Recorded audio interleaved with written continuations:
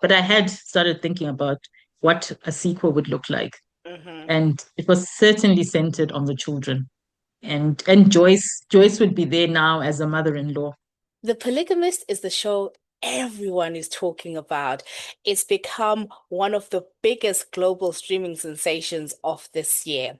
But before it was on our screens, it was a novel written by Sue Nyathi, the woman who imagined characters like Jonasi, Joyce, Essie, and more before millions of people met them on screen. In this conversation, we go beyond the series. We talk about the writing journey, why there's no such thing as overnight success, only overnight recognition, and the invisible prisons that we sometimes put ourselves in. This conversation is especially special to me as someone who also calls Bulayo home.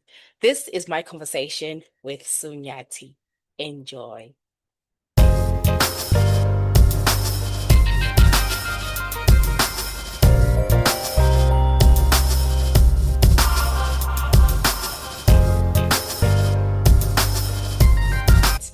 Oh my goodness, the polygamist. Everyone is talking about the polygamist. Every time I go on TikTok, on Instagram, I feel like my worlds are colliding because I'm seeing like some, creators that I follow from America, from the UK, from everywhere. Everyone's like the polygamist, and everyone is crediting you. So, first of all, I want to say, and I hope people will allow me to say on behalf of people from Bulawayo, if no one has already said it to you, we are so proud. Oh, Um, ngiyabonga. no, no, no. I mean, my first question is, Sue, please tell us what's your prayer? Please tell us the prayer points, exactly the prayer that you prayed, so that Lati we can pray that same prayer. I was like, God, you did it for Jabez, do it for me. Expand my Amen. territory. Yeah, that's my prayer point. No, is that it? Was that really your prayer point? Yes, it really was. Wow. Amongst many others, but that was my prayer point. Yeah. I was like, yeah, I used to pray that. I was like, expand my territory, expand my sales just beyond, Southern Africa. I need to grow. So, And so, that was the answer. so this is not is this a surprise to you? The global response? The global response is a surprise because I thought, maybe, I would be selling across Africa. I wasn't even thinking global. You see, God, uNkulunkulu lezimanga, Mm-hmm. you know. Yeah, his ways are higher than our ways. So I think, yes, I envisioned growth, but I had not expected it to be this big. So yeah, that's why I'm saying uNkulunkulu lezimanga. Oh my goodness. Wow, wow. I'm making notes. I'm gonna and funny enough, I have a friend of mine who used to have the book, The Prayer of Mhm. Jabez, Yeah. that was gifted by an uncle to that friend. Mhm. So Mhm. I will definitely revisit that. Okay, let's get into it, right? Mhm. The adaptation of your book, Yes. The Polygamist, which you self-published in 2012, Mhm. right? I've heard you talking about the journey of beginning to write this book. You mentioned that you wrote it in 2010, but I guess I just kind of want to understand from you, like, what was the process like with this particular book, The Polygamist? Like when you wrote it, like how long did it take? Did you always have a feeling that I'm onto something here, or not? Yeah. No, I never had any feeling about being onto anything.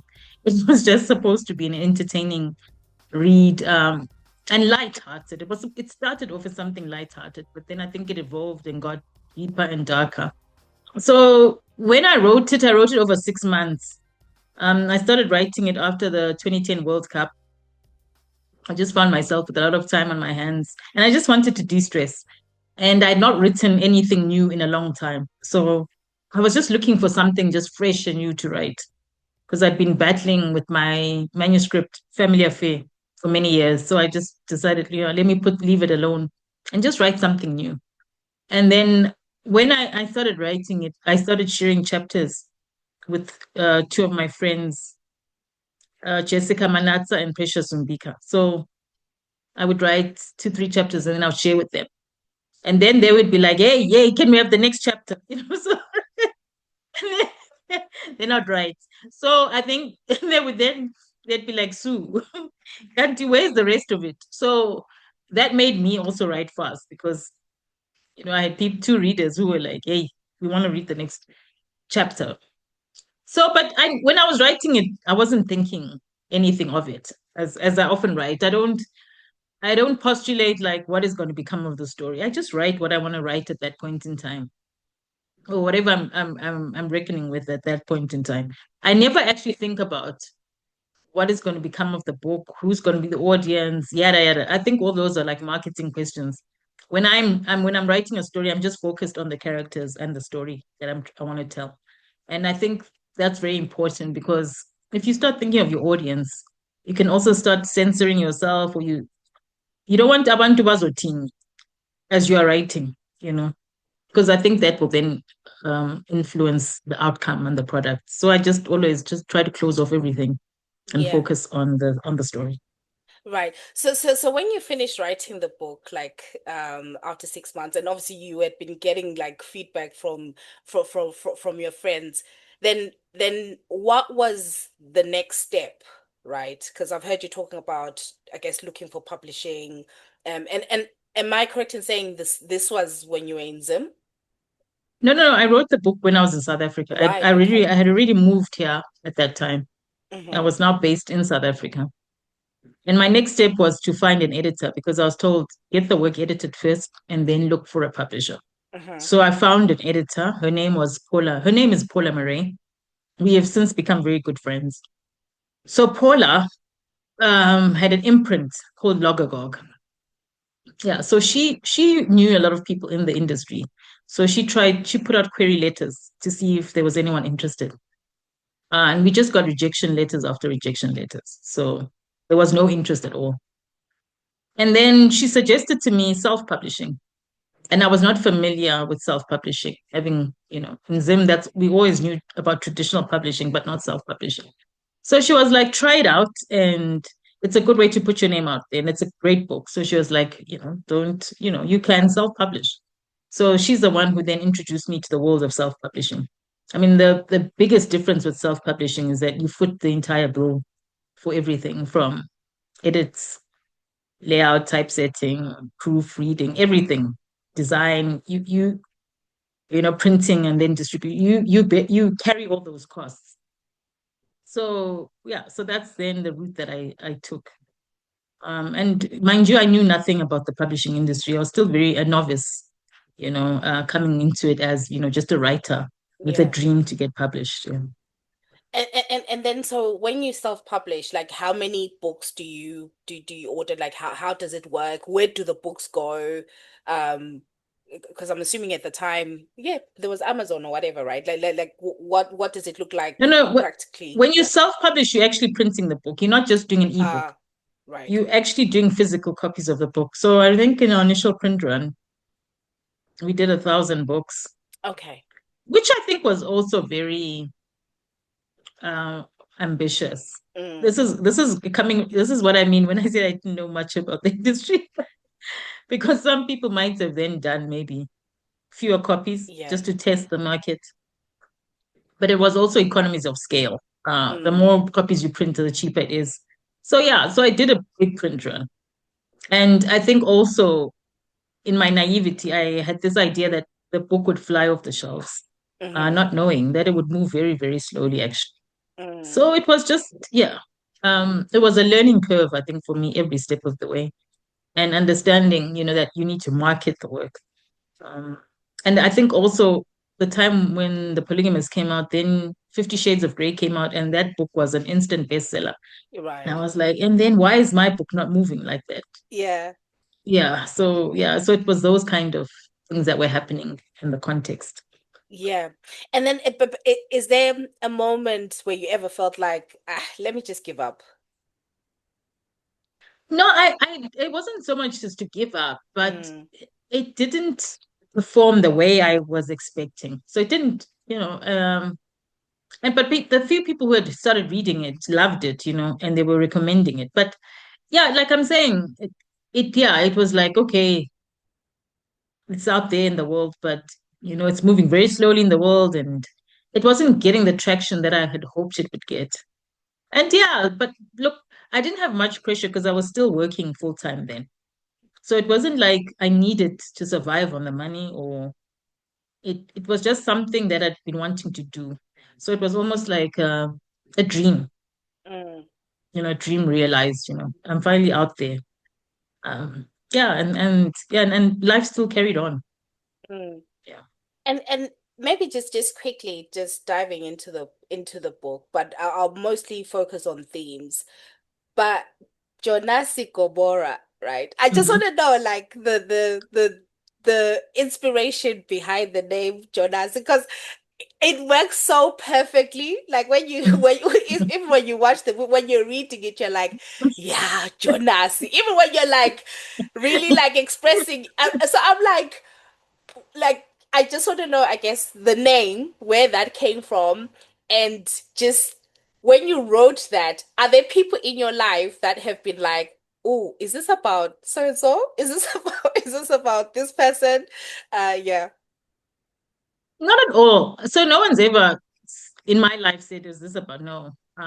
People who know me have never actually asked, "Well, you're right." No, because it's not someone we know. Mm-hmm. Jonasi is he he represents a certain kind of man, and it's a man that all of us know. Yeah. So you see, it's not just me, but everyone knows a Jonasi, whether he's your husband, he's your father, he's your uncle.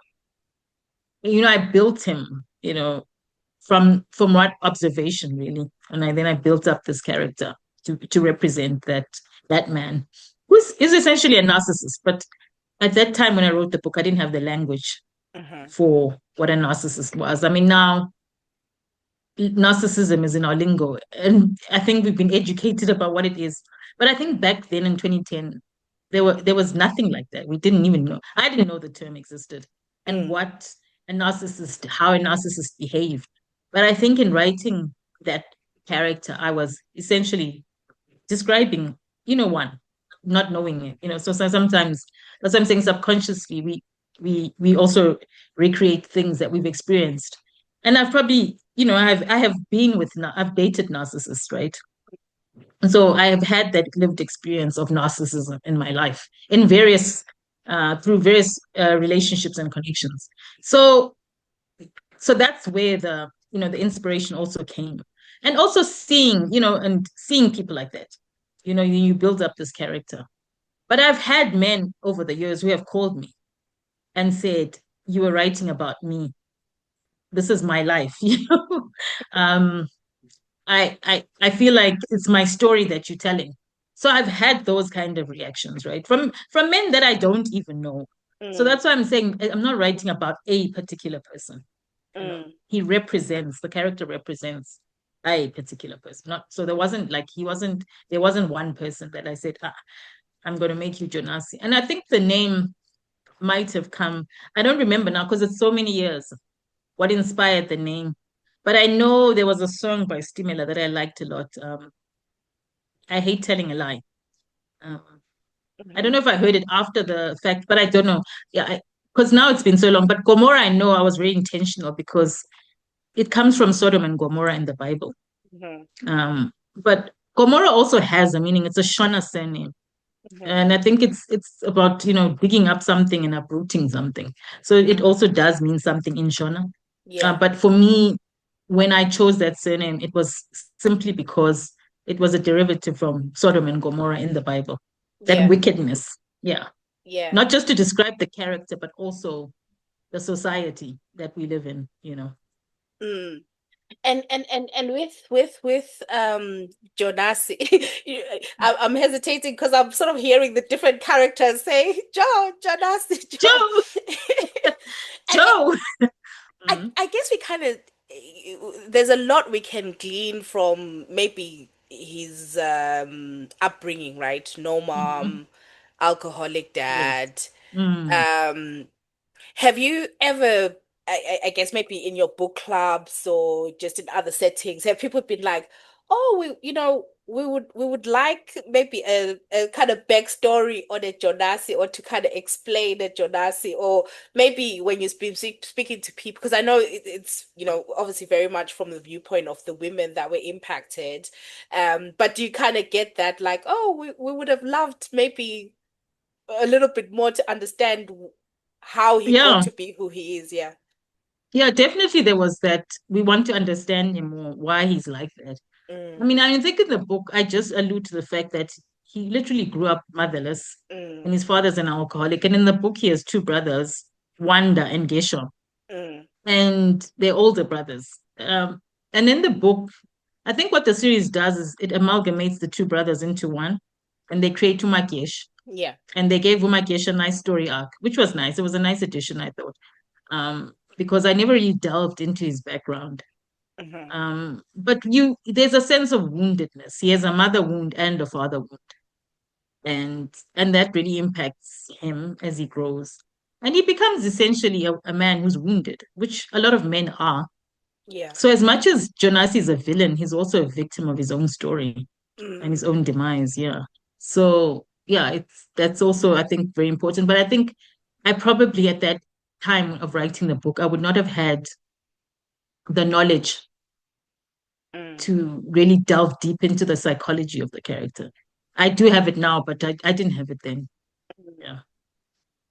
Yeah, no, and I think one of the things that I really like from the book and from the series is a theme that I guess I'll kind of call collateral damage, right? Yes. Um, and it's just some of the or even invisible prisons that people have Yes. put themselves Mm. in. I'm thinking Was about in, yeah. Essie, Essie, yeah, especially Essie was, yes. Joyce. I mean, Mm. Matipa, Lindani to a lesser extent, right? Because she. And I like that you talk about prisons, Nat. Sorry to jump Mm, in, but I don't want to lose the point because I think that was one thing they did very well in the film. Because Joyce, that marriage became a prison, and when she's imprisoned in the film, which was never in the series, in the book, in the series we see her go to prison. And I think it shows you that cage. It illustrates that beautifully. Yeah, carry on, sorry. no, no, and I think because I had a discussion a few episodes ago with Amanda and Senna, and I and one of the things we were saying is like we saw parts of ourselves. Yes, I think everyone did. Seriously. And the takeaway from me, like one of the key takeaways was, you know what?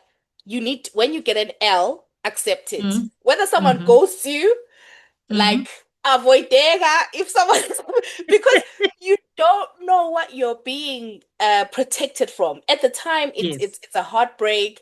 Mm, But I think about Essie's story, and for me, like Essie's and I think Celeste Ntuni played such a beautiful role. exceptionally well, yes. Absolutely. And but what, because I was trying to think like why would you keep why would you be hidden, right? And then But it impact your child. But I was in my mind I was like, I'll test this theory with you. Because in my mind I was like, you know but what? Nat, Hmm. you do it all the time. A guy comes to you and says, I have a girlfriend. Mm, Not even married. He says, I have a girlfriend. And then you say, okay, it's fine. I'm okay with being the other girl. That's mm, how it starts. That's how ASC starts. When you're okay with yeah, being the other girl. yeah. You're okay when he comes to see you and he's carrying a few beers and he never takes you out on the date, Mm-hmm. but he's taking someone else out on those dates. But you're okay with it. You're cool with it. That's how it starts.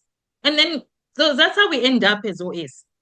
You Mm, know, you're okay. You're okay to being the shoulder to cry on.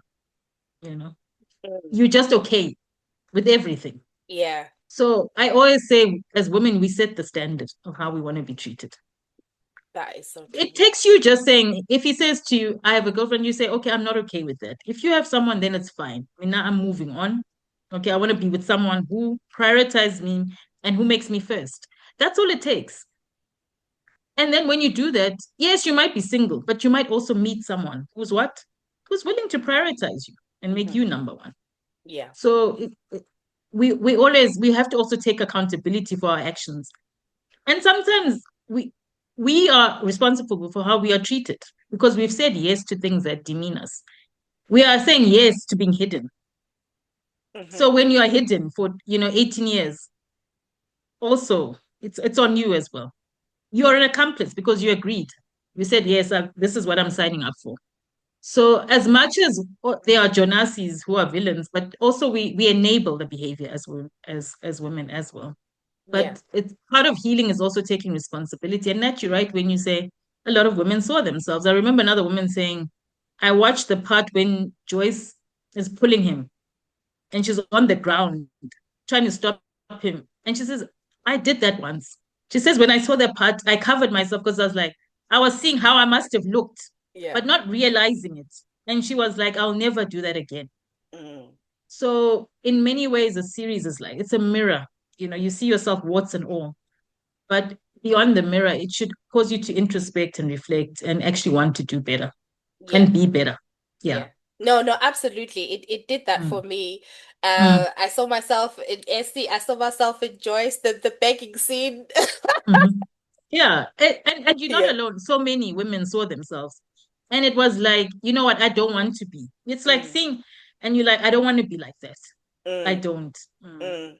And I guess in that sort of like prison sort of theme, because I'm thinking about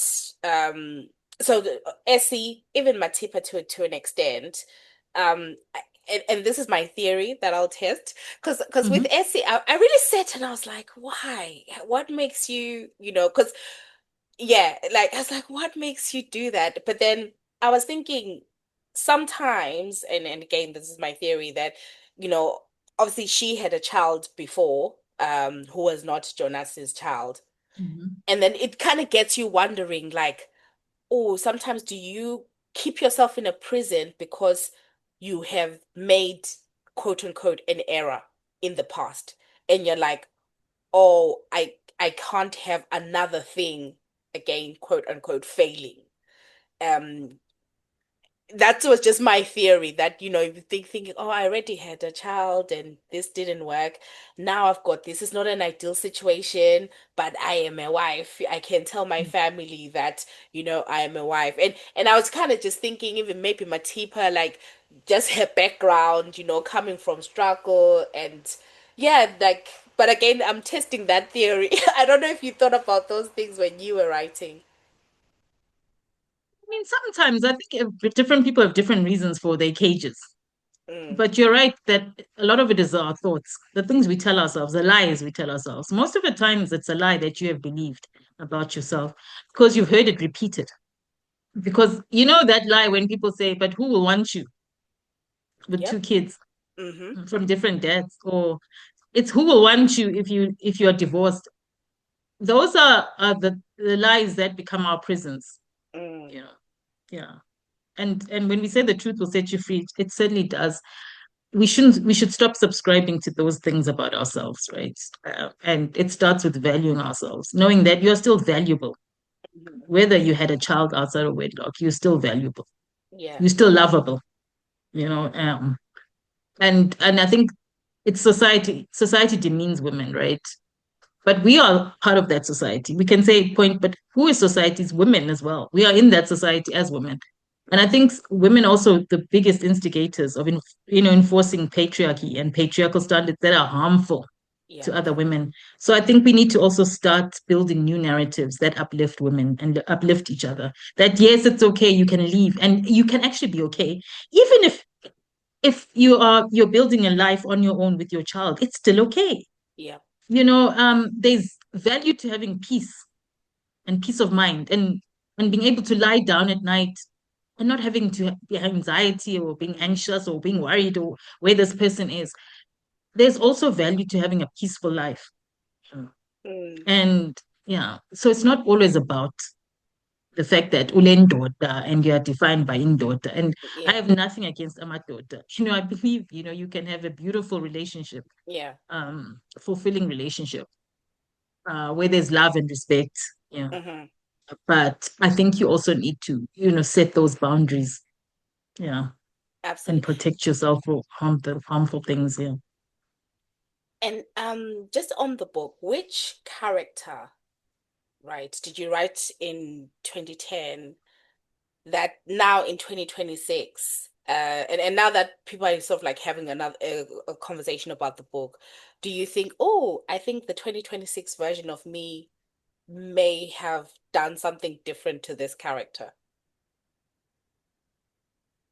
There are no characters Mm, that I would like to rewrite, to be honest with you. Um, I'm happy with those characters. I think they've done what they were meant to do, especially when they've come alive on screen and I see them. mm, I wouldn't want to rewrite them in any way. What I didn't do mhm, um, was the children. Their characters really were not really fleshed out in the book. And that was simply because when I wrote at the time, my focus was on the women. I yeah, wasn't the children, yes, were in the book. They existed. They were in, also the products of this thing that was happening. mm, And they are collateral damage, right? But their characters weren't really fleshed out. And my thing was I always said when I write the sequel, because in the book the timeline worked, because the book starts around early 2000s. mhm, And I thought by the time I write the sequel, they'll be grown. And I can now pick up, from the POV of the children growing up in mhm, this, polygamous setup and what that did to them and what became of them, in their choices. So it was always something I would have liked to revisit in a sequel, which the series then actually picked up on and really gave, the children a greater, story in the series. As you see, Umenzi. mhm. Umenzi is an amalgamation of the two Gomorrah sons. Their two sons, Utino Tenda and Garikai. So that Umenzi's story is, yeah, he becomes that character. Mhm. So yeah, so for me, it's those the children's characters, yeah, Yeah. that I would like to actually explore more, probably in a sequel, yeah. I mean, you've led me there, so you said sequel. People are asking. I know obviously, No, the book and the film, slightly different. But I guess would you do a kind of sequel to, are you planning on writing one? I mean, I started writing it in COVID, but it was with the children more. Ah, Yeah, yeah. I started in COVID, but I never finished. COVID was not an easy time for me. yeah. So creatively, I kind of set it aside. But I had started thinking about what a sequel would look like, Mm-hmm. and it was certainly centered on the children. And Joyce would be there now as a mother-in-law. You know, um, Oh, you see, and the other side of things. So yeah, but yeah, so look, yeah, that's where I've seen it going. But yeah, I think the series is different in the sense that it was updated and made current. So yeah. everything's playing out in modern times, whereas in the book I had almost, the advantage of growth if I Mm-hmm. wanted to grow those characters. Yeah. Mm. Yeah, but I think if you did, decide to sort of finish that project with the kids, I think it would work. Whether it becomes, on screen or not, or whatever the case is, I think people who are listening to this and are book lovers are going to be sending you are going to be commenting saying, Sue, please finish this book. But I just want to, oh, Yeah. sorry. Yeah, there's so many people who are writing saying they have a season two story arc. Trust me, people already have their own season twos. They're like, we want to share the season two, and I'm like, eh. And it always starts, some of them it starts with Joyce waking up from a bad dream. And I'm Oh, like, in the book, Jonasi dies. The way the book opens with a funeral is the yeah, same way the series opens with a funeral. yeah, Yeah. Yeah. yeah. Okay, no, whoever wanted that to be a dream, no, man, we've been through enough.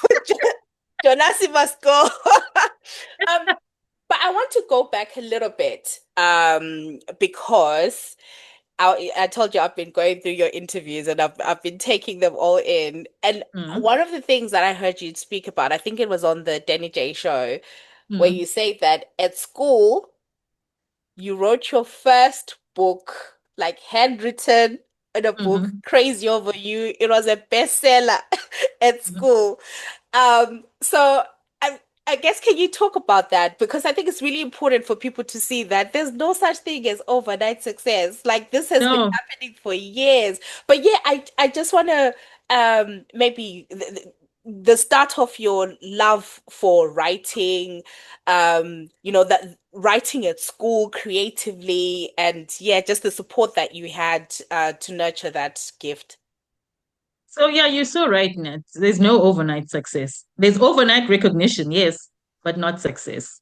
It's been work in progress, and I've put in the work over the years. So, like you heard, it wasn't a bestseller because it was never sold. There was only ever one copy of my books because I'm handwriting, remember. We Mm, cannot reprint or reproduce. We couldn't photocopy. So there was only ever one copy. So it worked like a DVD. One person would have it, and it'd be like one night or two nights at the most.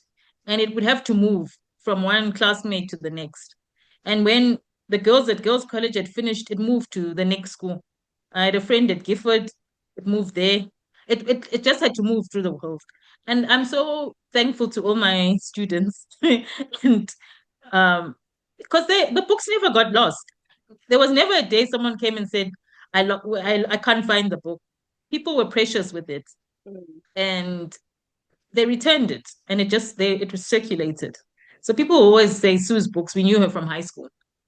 Yeah, so creativity was really encouraged at school as well, but I was more into poetry.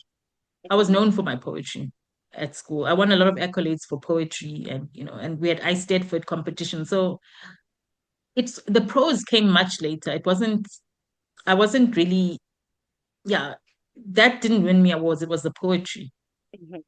But I think the poetry is the form. I mean, some people ask, will you ever go back to poetry? And I'm like, poetry has changed in the way we were Yeah. taught. Yeah, in Mm, terms of form and body. But no, I think I like long form writing more.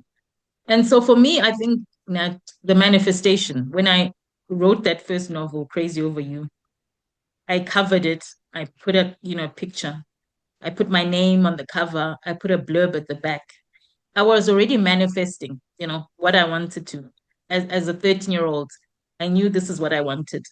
And subconsciously, I was already rehearsing, what mm. I wanted to see later in life. Yeah. So like you say, it started then and I just built on it. The seeds were planted and it was just watering them over the years, but it was already planted.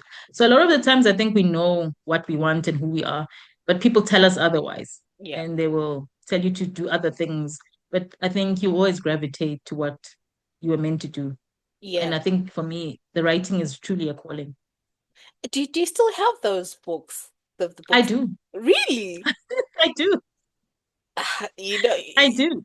they may need to be seen by the world, so No, no, I have them, but if you had told me earlier, I would have brought them. Maybe I'll show yeah. you. I'll take them at the end and show you so that you can include. I do have them. Yeah, Wow. yeah. But would you publish them?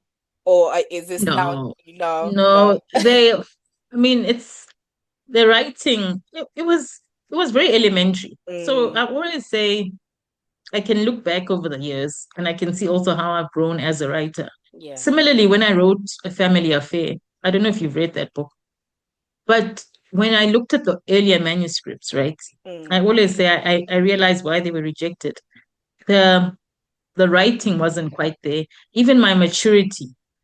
There's also the experience that you bring in as a writer. hmm. I was writing a book in my 20s that I didn't have the lived experience Right. as a woman to write. So sometimes you also need time. Some books need the time and years. So when I Mm, wrote it again in my 40s, it worked. So there are some manuscripts I've been able to rewrite. Similarly, An Angel's Demise was also an old manuscript. It was called Skeletons in the Closet. I okay. wrote that one when I was 15. Yeah. When I revisited the storyline was good.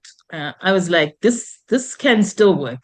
Mm, But there was something missing. I was like, this story lacks a background. Like it's just up in the air. So I was able to, it's like I can see what those books needed now yeah. and I can add it and then yeah, they make sense. So some of the ideas are not bad at all. It's just the execution.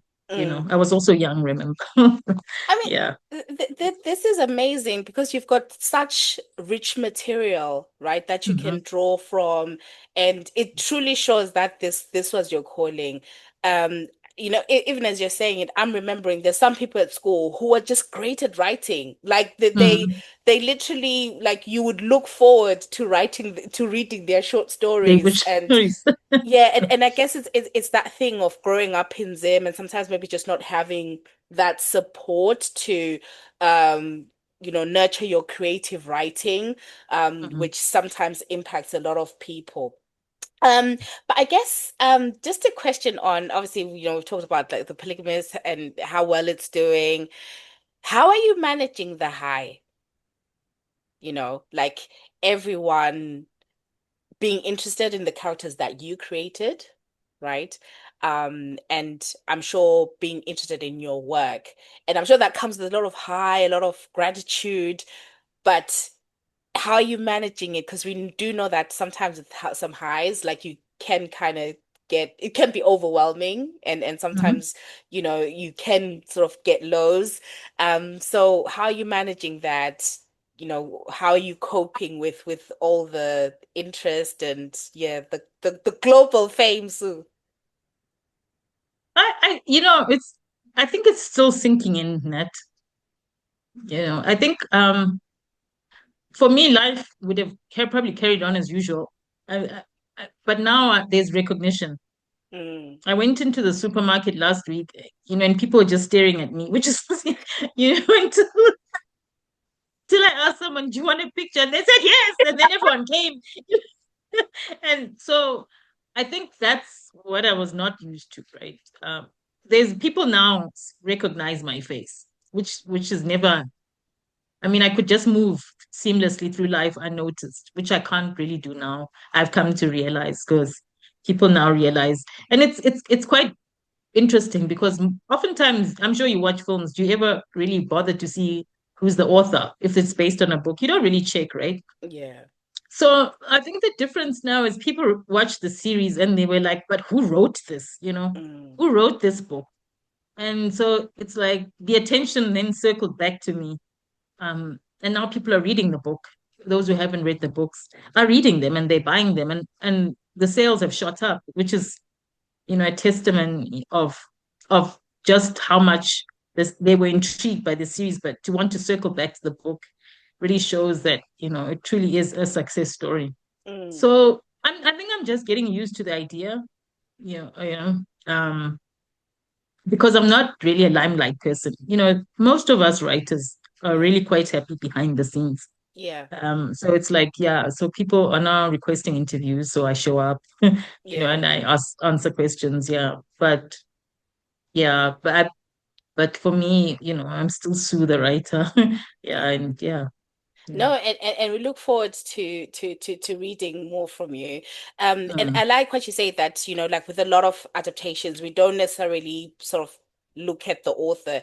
But mm, I really love what Netflix has done because your name is quite prominent. Like mhm, you have got the Harlan Coben treatment. Like Harlan mm, Coben's is like a Harlan Coben series. I was like, so like, because it's literally there. It's like, adapted from a book by Sue Nyathi, and I really love it. And what I've loved as well is like when I hear like creators that I follow, they're always like crediting. They're like, it's mm, coming from a book by the author Sue Nyathi, and I'm like, amazing, amazing. So I guess mm, what was that like? And obviously there's the stained glass production and mhm. sort of working with them, but I've seen, I guess, pictures of you on set, and sort of interested in sort of what was that process like? How involved were you like during the filming? Um, yeah, and maybe like with Netflix or whatever, like how was that like? So I wasn't really involved in the production. Right. Yeah. So when they did the adaptation, they had Stained Glass had a writer's room headed by Ubusisi Wezwani. I think the team was probably like 10 writers Hmm. altogether. Yeah. It's what, 22 episodes. So I'm not new to the writer's room. I do have screenwriting credits. I mean, my first credit I got for a series called Matatiele. I think it came out 2015, 2016. Yeah, that Hmm. was my first credit. I wrote the pilot episode. And so for me, that was like, you know, yeah. So, but and I've since got other credits, on other, series. I used to storyline on Generations as well. So yeah, the credits were not new, but yeah, when you say like when your name is in the front, yeah, you're like, Hmm. yeah. And I'm like, that's me. So, yeah, it's a different, I don't know, it's a different kind of proud moment, Yeah. and it's watching it and saying, I did that, those characters came from my head, yeah, I don't know. It's just it's a beautiful moment, and a testimony of my work. So for me, it was such an affirmation, like, Mm. yeah, yeah, you did that, you are Yeah. that girl. Yeah, Yeah. no, you are the girl. And did some of the actors sort of I guess consult with you to be like, I just want to understand a little bit more about the character. Did you have any conversations with some of the actors who may have been interested in kind of drawing on like what your inspiration was? No, not at all. I think Mm.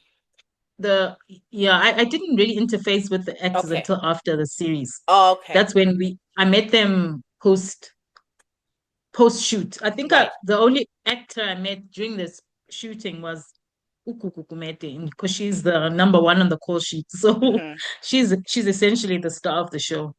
And she carried the show. And Mm. she did an amazing job. I mean, I think she has so much range, Yeah. you know. And I was really, she really did the character Joyce justice.